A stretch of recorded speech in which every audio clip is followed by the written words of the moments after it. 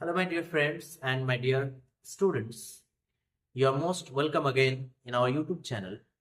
आज जो है हम लोग डमी सब्जेक्ट या इंट्रोडक्टरी सब्जेक्ट का डिस्कस करेंगे, जिसका एक वीडियो हम लोग पहले ही अपलोड कर चुके हैं। आपको मैं उसका लिंक दे दूंगा, आप उसको देख लीजिएगा। आज जो है हम लोग उसका रिवीजन करेंगे कि इसका यूज कहाँ होता है और कैसे किया जाता है, उसको और बेहतरीन से जानते हैं।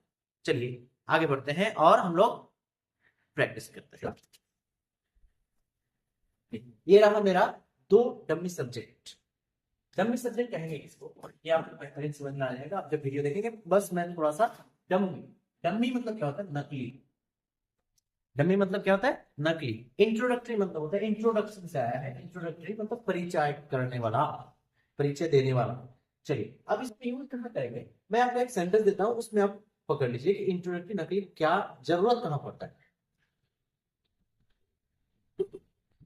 हमारे पास तीन सेंटेंस है। पहला है मोहन पढ़ रहा है, मोहन अच्छा है, मोहन है। अब बताइए सबसे पहले हम ये क्या पढ़ रहे हैं?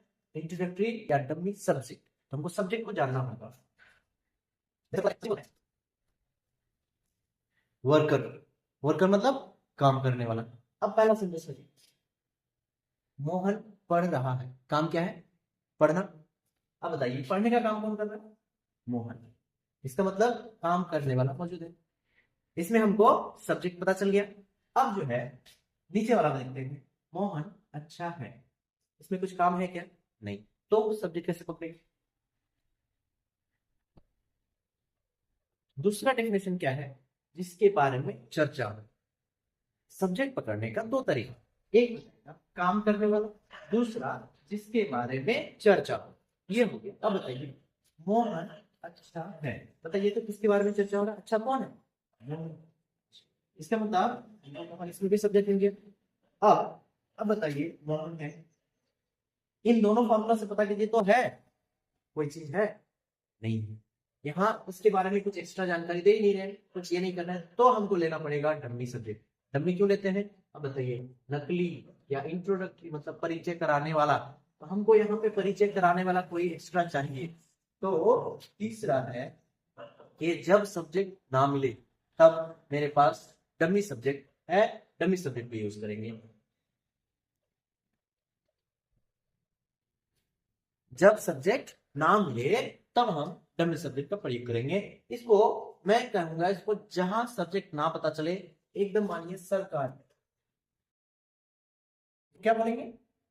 समझ लीजिए, जहां सब्जेक्ट ना मिले उसको बोलेंगे सरकारी सब्जेक्ट। सिंपल सा ये याद रखना है कि जब हमको सब्जेक्ट नहीं मिलेगा तो मेरे पास सरकारी सब्जेक्ट है। क्या है वो? एक है आपका इट और दूसरा है देयर। अब मामला आ जाता है कि इट को कहां इस्तेमाल करेंगे और देयर को कहां इस्तेमाल करेंगे। ठीक, तो अब बस एक सिंपल सा ट्रिक बता देता हूं कि इट को कहां करना है, देयर को कहां करना है। इट का प्रयोग कहां करेंगे?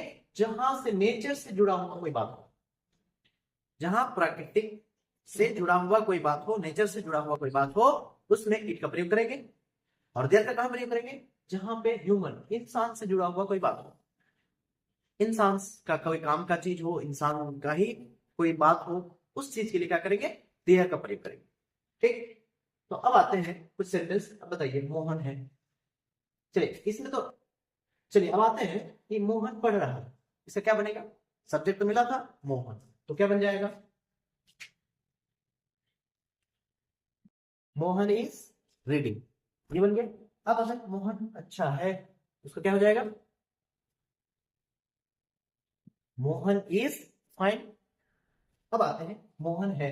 अब बताइए ये नेचर से जुड़ा हुआ है ना इंसान का बात हो रहा है? किसी भी तरह से इंसान से जुड़ा हुआ बात हो, बस देयर लगाइए, क्या हो जाएगा?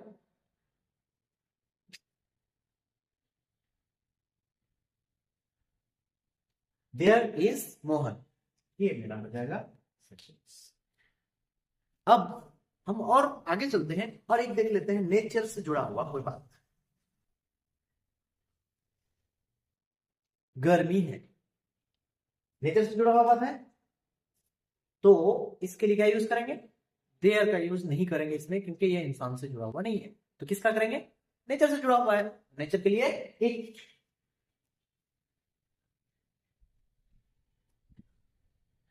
इट इज हॉट, या फिर समर का सीजन, गर्मी का मौसम को समर कहते हैं। It is hot, it is summer. बस जो नेचर से जुड़ा हुआ हो उसके लिए इतना समझ में आ गया। चलिए अब आगे बढ़ते हैं और थोड़ा कुछ एग्जांपल देखते हैं, उसके बाद जो है मैं आपको प्रैक्टिस सेट दे दूंगा। अब उस प्रैक्टिस सेट से कोशिश कीजिए बनाने का। बस आगे बढ़ते। 4 लड़के हैं, इसको कैसे बनाया जाएगा?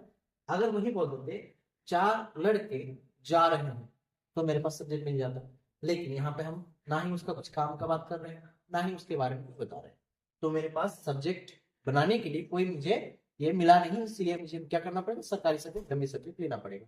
बताइए लड़के इंसान से जुड़ा हुआ है कि नहीं? इंसान है कि नहीं? बस क्या लगाएंगे?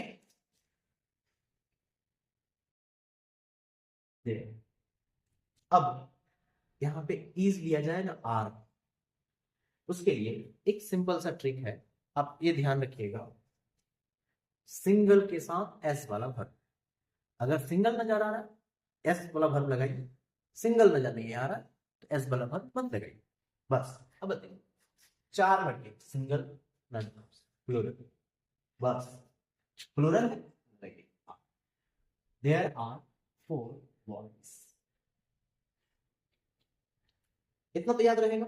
चलिए आगे बढ़ते हैं। एक चीज और देख लेते हैं कि ज्यादातर जो है डमी का जो यूज करते हैं, कोई जगह में अगर कोई चीज है या कोई भी इसके अंदर 2 हाथ, बताइए इसके लिए क्या यूज है? 2 हाथ है तो इंसान का है, ठीक है, या इंसान से जुड़ा हुआ है, वो नेचर से जुड़ा हुआ नहीं है, बस 2 हाथ है तो क्या हो जाएगा? There are 2 hands. उसी तरह से 2 आंख है, देयर आर 2 आईज। अब बोलते हैं एक टी शर्ट, क्या हो जाएगा? There is a T shirt. अब मान लेते हैं घर का बात करते हैं, घर में बहुत सारी चीजें होंगी, ठीक। अब जैसे घर में 10 लोग तो क्या हो जाएगा? There are 10 members, there are 10 members. एक चापाकल है, देयर इज अ हैंडपंप। अगर कहना चाहेंगे कि घर में 2 गाय है तो क्या हो जाएगा? There are 2 cows in home. इसी तरह से कोई जगह के अंदर अगर कुछ चीजें हैं, उस चीजों को बताने के लिए देयर का प्रयोग किया जाता है, ठीक। अब इट, इट कब लगाते हैं? इट का असल में 2 मीनिंग क्या है? यह और एक हो गया आपका नकली शब्द।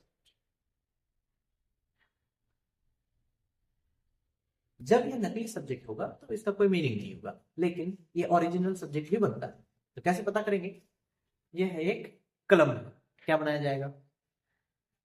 यह के लिए निकालेंगे इट इज, तो इस इट का मीनिंग है आपका यह। अगर इसको हटा दें तो फिर क्या बन जाएगा? एक कलम है। अब बताइए तो यहाँ पे सब्जेक्ट पता चल रहा है, यहाँ पे सब्जेक्ट था यह जो चीज है, ठीक है, इसको कलम कहते हैं, इसलिए ये सब्जेक्ट बन गया। लेकिन यहाँ पे एक कलम है, वो जो चीज है उसके बारे में एक्स्ट्रा, जैसे यह के बारे में बताने आते हैं, यह क्या चीज था? कलम था, लेकिन यहाँ पे कोई ऐसा है नहीं जिसके बारे में डिस्कस हो रहा है, उसके बारे में कुछ चर्चा हो रही है ही नहीं, इसके लिए क्या करेंगे? कलम है, कलम को यूज करता है, किसके द्वारा बनाया जाता है? कौन करता है? इंसान, इंसान भी करेंगे, ठीक है। तो इट इस्तेमाल करने से अगर इट को आप सब्जेक्ट बनाते हैं और कोई कोई चीज के साथ करते हैं जो इंसान से जुड़ा हुआ है तो उसका फिर मीनिंग हो जाएगा क्या? यह। इसके बाद हम लोग देयर का थोड़ा प्रैक्टिस सेट दे देते हैं आपको, इसको थोड़ा प्रैक्टिस कर लीजिए। 20 प्रैक्टिस सेट दे देते हैं आपको, आप वो एक बार कॉपी में प्रैक्टिस कर लीजिए। उसके बाद हम लोग चलते हैं इट के तरफ कि इट को कैसे बनाया जाए और उसको कैसे सॉल्व किया जाए। चलिए कुछ सेंटेंस है हमारे पास। अभी सुबह है, बताइए इट का प्रयोग कहां? जहां नेचर से जुड़ा हुआ कोई बात हो, जहां पे भी नेचर से जुड़ा हुआ कोई बात हो। बताइए सुबह नेचर से जुड़ा हुआ बात है तो आपको क्या करना होगा? अभी सुबह है, उसका इंग्लिश क्या होगा? तो आपको डमी सब्जेक्ट लेना पड़ेगा क्योंकि इसके बारे में डिस्कस कर, जिसके बारे में डिस्कस हो रहा है वो है, ठीक है। जैसे जब क्या हो कि जिसके बारे में डिस्कस करो वो मौजूद ना रहे, तो हमको डम्मी नकली सब्जेक्ट लेना पड़ता है, जो कि सरकारी सब्जेक्ट एक उपनाम दिए थे। आगे चलते हैं। ये it it is morning, it is morning now, ये हो गया आपका सेंटेंस। अब वहीं पे अगर होता कि उस समय सुबह थी, it was morning that time, उस समय के लिए दैट टाइम यूज करेंगे। अब आगे चलते हैं, दूसरा सेंटेंस क्या है, बाहर धूप है, बाहर धूप है, इसका क्या बनेगा, यहां पे भी नेचर से जुड़ा हुआ बात हो रहा है, धूप, तो इट इज, धूप का यहां पे यूज करेंगे sunny, it is sunny outside, it is sunny outside. सन 1947 था, ये समय है, समय इंसान से जुड़ा हुआ नहीं होता, वो प्राकृतिक होता है, इंसान कोई कंट्रोल नहीं कर सकता उसमें। तो इट वॉज 1947, चांदनी रात थी। अब बताइए इसमें चांदनी रात, क्या इंसान चाहे तो अंधेरी रात कर सकता है क्या? इंसान का इसमें कोई कंट्रोल नहीं है, नेचर का कंट्रोल है, तो नेचर से जुड़ा हुआ है, इसलिए it is moonlight, it is moonlight. अच्छा मौसम है, अच्छा मौसम है, मौसम के बारे में, मौसम का ये हो रहा है, लेकिन मौसम के बारे में एक्स्ट्रा जानकारी नहीं दे रहे हैं, इसलिए इट इज प्लीजेंट वेदर। आगे चलते हैं, आज 1 जनवरी है, अगर ये कहना है हमको तो क्या बोलना होगा, इट इज 1 जनवरी, सुबह का समय था, क्या देगा, it was morning, it was morning, आज ठंडी है, इट इज कोल्ड टुडे, वर्षा नहीं होगी, यहाँ पे क्या है, वर्षा नहीं होगी, काम तो है लेकिन काम करने वाला मौजूद नहीं है, क्या हो जाएगा,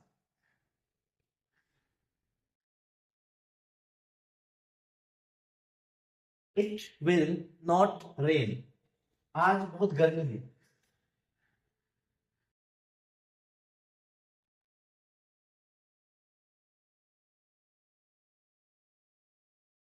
it is very hot today. इस तरह से बहुत सारा सेंटेंस बनेगा, आपको मैं स्क्रीन पे उसका प्रैक्टिस से दे देता हूँ, आप उसको थोड़ा सा प्रैक्टिस कीजिए, और थोड़ा सा इसको ज्यादा से ज्यादा प्रैक्टिस करके आप स्पोकन में, आप बोलचाल में लाइए। ठीक है, चलिए फिर मिलते हैं हम लोग अगले वीडियो में किसी दूसरे टॉपिक पर, तब तक के लिए बाय बाय, टाटा।